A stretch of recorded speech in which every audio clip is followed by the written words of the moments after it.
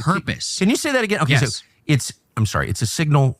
The lie is not for you and me. The lie is for those implicated to say, no matter what, we will protect you. And then we have to start asking the question, why? As in, what is the purpose of this entire thing? Why does it matter that it happens right before the Israeli prime minister comes to Washington?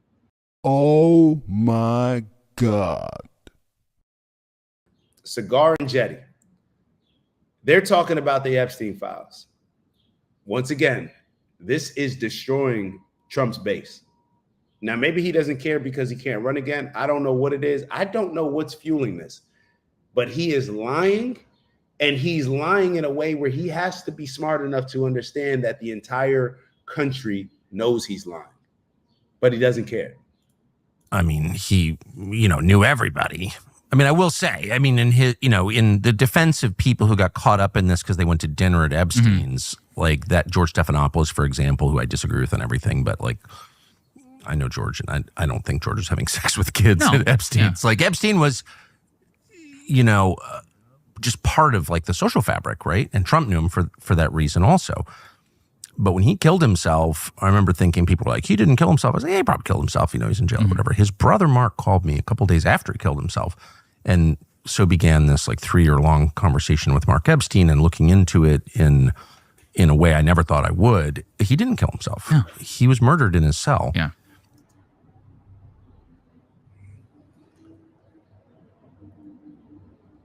Now, think what you can about Tucker. You may love him, hate him, whatever.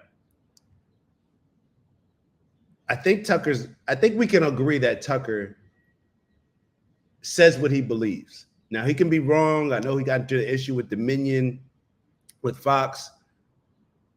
If you think that he was wrong, whatever. He can be wrong on certain things. And he actually acknowledged that he was wrong when it came to Ted Cruz, that Ted Cruz interview with him pushing for us to go to war with Iraq at the time. But I don't take Tucker Carlson as a liar. So, and I remember we actually played some of these videos on the show, I believe, or I'm not sure if we did, but about a year and a half ago, I remember watching a lot of the interviews with Epstein's brother, who wasn't really cool with Jeffrey Epstein, if I can remember correctly. But he was doing interviews with Tucker Carlson because he said, like, look, whatever they're saying happened with the suicide, it wasn't true. That was not who he was. And Tucker Carlson, he did one of these Tucker Carlson or Candace Owens type of deep dives into it, where he just wouldn't let go until he could find an answer that he was comfortable with. I don't think Tucker Carlson's lying. It could be wrong, but I don't think he's lying. Killed himself, he's in jail or whatever. His brother Mark called me a couple days after he killed himself. And so began this like 3-year-long conversation with Mark Epstein and looking into it in a way I never thought I would. He didn't kill himself. Yeah. He was murdered in his cell. Yeah. And I think that's really meaningful. It's the most secure federal lockup in the United States. How can that happen? It can't happen without state actors involved. Okay? That's right. Look at the story that we were told at that time. Part of the information dump here by the administration is some hours of footage. We were told that footage didn't exist. We were told that this was some guards who were, off. I think they fell asleep. Duty. They fell asleep. None of it exists. And actually, it was all part of a screw up, and the camera angles wouldn't even be able to show anything. But that's why they're relatively confident. So where did this camera footage even come from? Well, the camera footage doesn't even, first of all, it ends before they take his body out. Right. Why can't we see that? Yep. And the angle on it is absurd. Yeah. But the real question, just not to be pedantic, but the real question is, who are the other inmates on that cell block? So no one came in or out of the cell block. I think that's fair. It was the most secure cell block in that federal lockup in Manhattan. But who are the other inmates? And I went to Department of Prisons, which is part of DOJ, and asked, like, what are their names? Oh, we can't for privacy reasons. Really? These are people who can't vote or own a firearm? Yes. For the rest of their lives, but somehow they've got like a HIPAA law or something around who's a federal inmate? Fuck you, actually. Yeah. Sorry. It made me so mad because, of course, if Epstein was murdered, and it's very clear that he was murdered by another inmate. That's right. And we know that a bunch of them were transferred out of that unit right after he died. Who were they? Where are they now? Mm-hmm. Like, why can't we get an answer to that question? So the whole thing that this tape shows that he didn't kill himself is like a joke. But worse than that, it's a joke that we all get. like they're not fooling anybody. So I feel like we're at a dangerous point now. Yeah, I agree, because the lie is more it's not, the lie at this point is not even part of trying to convince any of this is true. Yes. The lie is a signal to everybody else involved in the scheme that to the ultimate ends, the United States government will go to protect all of you. Yes. And that's the for Man, what? is that smart. First and foremost, want to give a huge shout out to everybody that continues to tap in with us, like and subscribe and join our community. If you haven't already, please make sure that you do. We look forward to engaging in some dope convo with you that can help us all elevate. So like, subscribe, and maybe even share the video if you're feeling real generous. On that note, we'll let you get back to the video. See you soon. Ew. Purpose. Can you say that again? Okay, Yes. so it's a signal. The lie is not for you and me. The lie is for those implicated to say, no matter what, we will protect you. And then we have to start asking the question, why? As in, what is the purpose of this entire thing? Why does it matter that it happens right before the Israeli prime minister comes to Washington?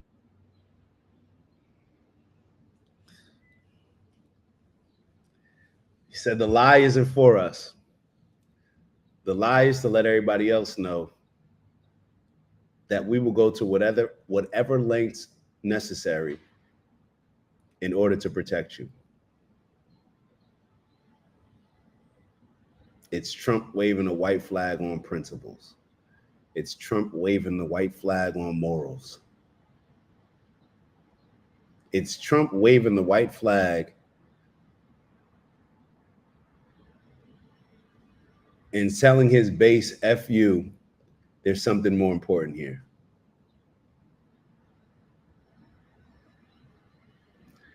I just don't know why this is happening. I don't know exactly what's happening. But look, I can connect some dots. I can see how Trump lashes out about certain things, but then seems to remain calm about others. What did Trump say maybe a couple of weeks ago when he was lashing out that morning when he was walking to the plane and he was cursing? Who was he talking about? They don't know what he was coming at Israel. Now, he said certain things about Iran, and the reporters were trying to ask him about Iran. But you can tell, anybody being honest, you can tell that his energy that day was more aggressive towards Benjamin Netanyahu, Bibi Netanyahu, and Israel. Y'all know what interview I'm talking about when he said they don't know. They've been fighting for so long, they don't know what the F they're doing. If we're being real, we know where his energy was stronger towards. He lashes out when it comes to that, and he's blatantly lying when it comes to this. Two issues that one obviously concerns Israel, and the other, which I may think is obvious, but everybody may not think it's obvious, but what is real and true that you cannot deny is that people are accusing it of being associated with Israel.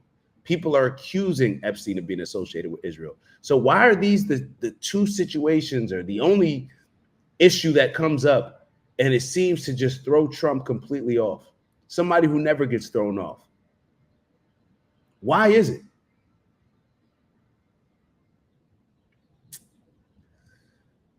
Let's keep going.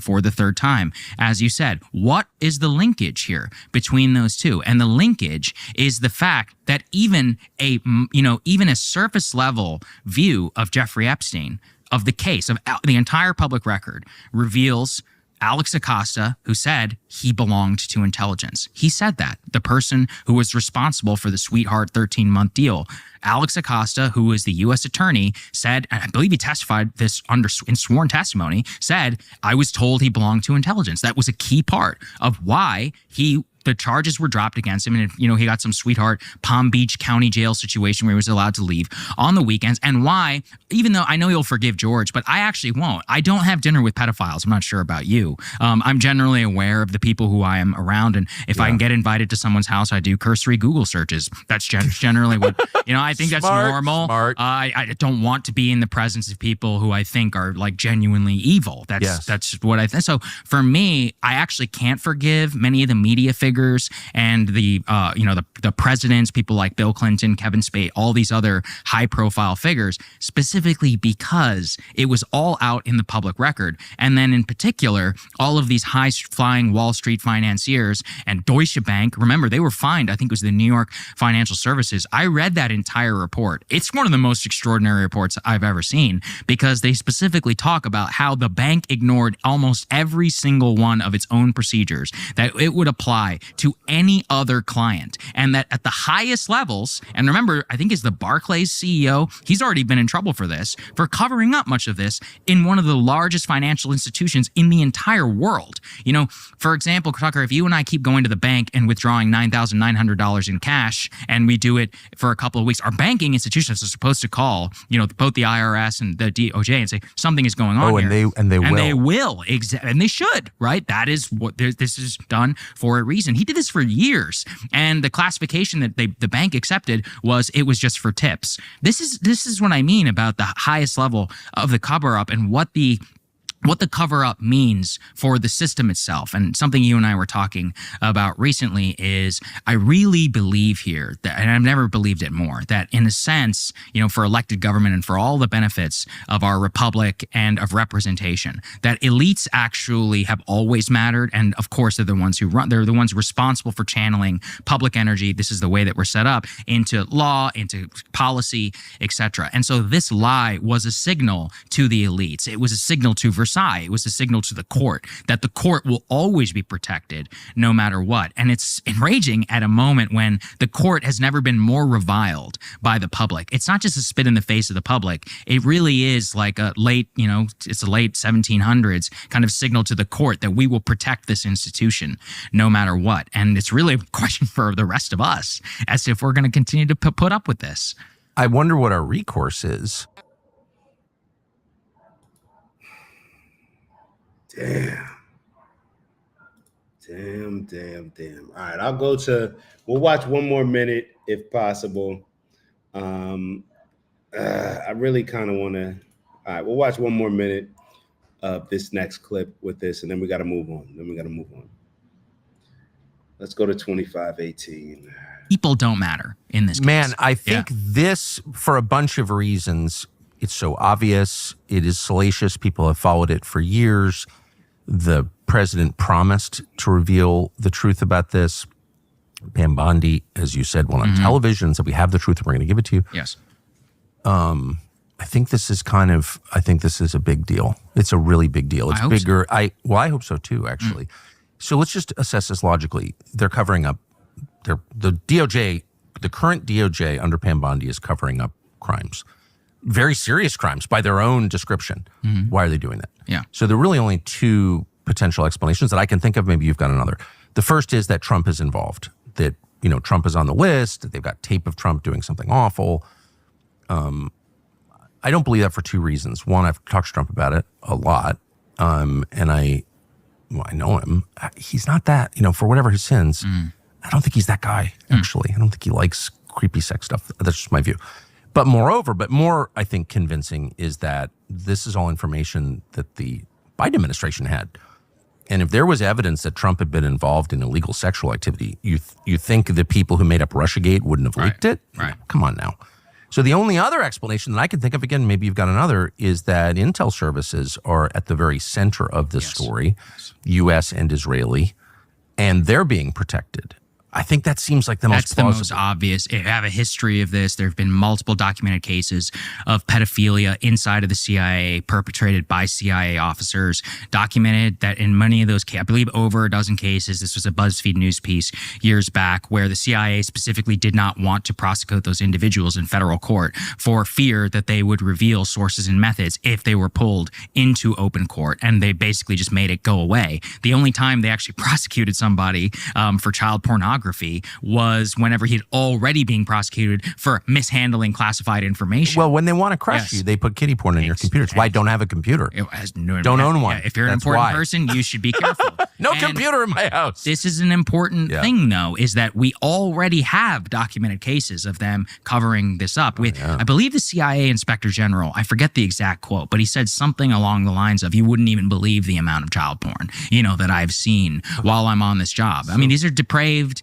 Look, I mean, it's a large organization, a small percentage of the U.S., I don't know what's going on with our country. I don't know what's going on. But like I said,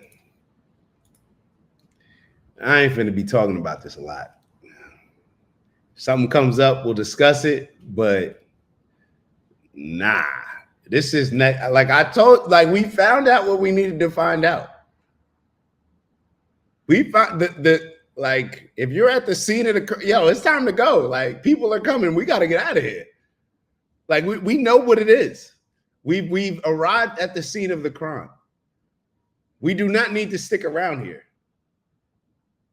Like, no. We're seeing the bodies. We're seeing, it's time to go. It's time to go. We just stumbled upon this. Like, listen, man, I don't know what's about to happen. Somebody about to come. Yeah.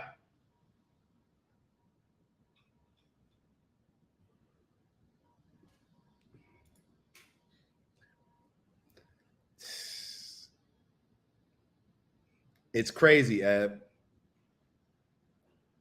It's crazy. It's crazy. We're living in some weird times, man. We're living in some weird times. We are living in some weird times.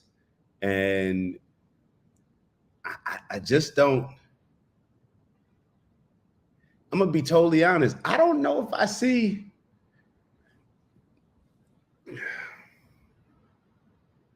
It's like I understand what the solution is, or maybe I understand the answer. I look at answers and solutions differently, but I don't see.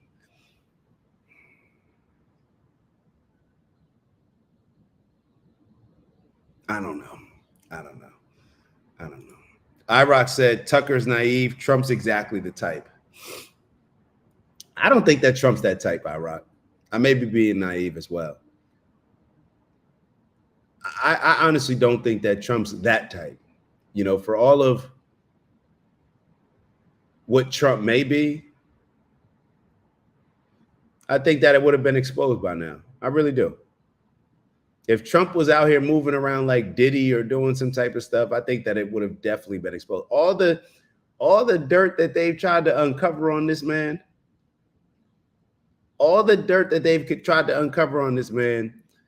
and the one that comes to mind is, I forget the first lady, but the E. Jean Carroll, and then the other lady, I don't see it. But you could be right. You could be right. But throwing that on somebody, I can't throw that on somebody without. Yeah, I can't throw that on somebody. Like, that's a whole nother level. That's a whole nother level of yeah. But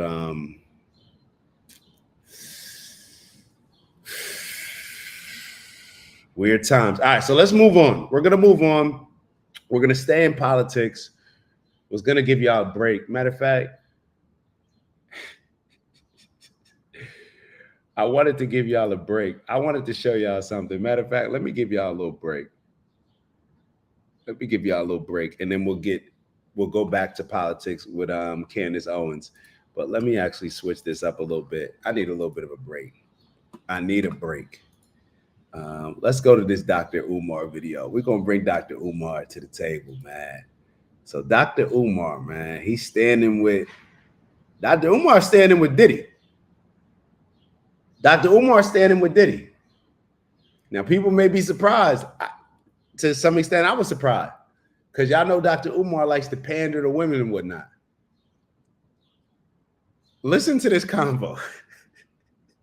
And it's not funny. Nothing about this is funny, except the lengths that Dr. Umar will go to.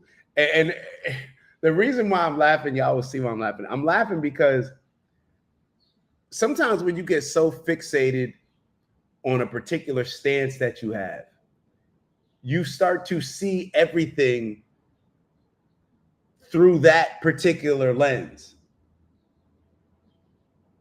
I know I do it at times, but the reason why I was laughing is because even yesterday I was saying it when I was talking to Maya. I was like, yo, is this how I used to sound? Like, is this how I used to sound when we talking about one issue and I bring it back to this? Well, the problem is this, and it has, and I'm just missing like, yo, I don't know if there's a connection to, or if that's the reason. Like, I get what you're saying, but let me play the video with Dr. Umar, and y'all will see exactly what I'm talking about. Y'all will see exactly what I'm talking about. Then we'll get right back. This won't be too long. Then we'll get right back to Candace Owens, a little bit more political talk. Make sure that you like, subscribe, like, subscribe, and maybe even send to your group chat. Shout out to Big Bro Steve. He wrote, the systemic corruption embedded in government seems impossible to correct at this point. That's what I'm saying. I just don't see it being corrected. I don't know if this is the beginning of the end for one thing, and maybe something else is going to come. But typically things don't change until there's a crash. So maybe this will be the crash. It's like in our day-to-day lives. Like most of the time we don't change our behavior until something significant happens to where we're forced to change it. I don't know. I don't like the direction of where things are going. I try to remain positive, and maybe this is what is needed. Maybe we need to crash. Maybe we need to hit that rock bottom moment for us to realize, like, yo, we got to move in a different direction. This isn't working. So, and IROC said it's always the people you won't expect, people in power. I'm not, hey, IROC, I'm definitely not, I wouldn't bet my house on it that he wasn't involved in it. I'm not betting my house, but I'm just not betting, you know what I mean? Like, I just don't know. I just don't know. Rome definitely did not last forever, Unc. It's crazy. And we live in, to your point, Unc, we've been so spoiled in America. We've been so spoiled in America. Now, this is one connection that I will make. When we always hear that, you know, tough times create strong men create easy times create weak men create tough times. We are living in that easy time to where we've almost grown to the point where, I don't know about y'all, but maybe like 10 years ago, 20 years ago, definitely growing up, I thought that America would never collapse. Like, America? Nah, like, this is just, you know, I was so naive. I don't know what's going on now. It's Dak. Just want to thank you for checking out our video and visiting the OG Network. If you enjoyed the video, please make sure that you give us a like. And if you're looking to join a community of inspired individuals striving for purposeful abundance, subscribe. And if you're feeling real generous, share the video with some friends and family. All right, I'll see y'all soon. Ew.